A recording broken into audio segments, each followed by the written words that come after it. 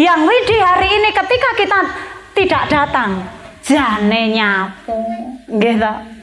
Hayalah anak putu. Samu barang wis tak tinggali kanthi kaya ngene.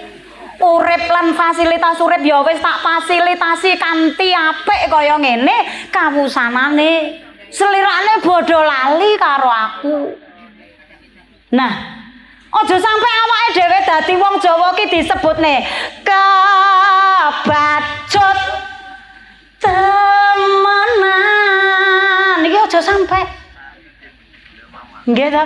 Lah saiki akhire saploke awake dhewe kebacut ora gelem karo jati dirine. Ana tembunge wong Jawa kari sejodo. Nggih napa mboten? Semua sudah mengagungkan leluhur luar Nusantara. Lah sing mendina dige papan kauripane ternyata malah dijarke bahkan dilalekne. Nggih napa mboten?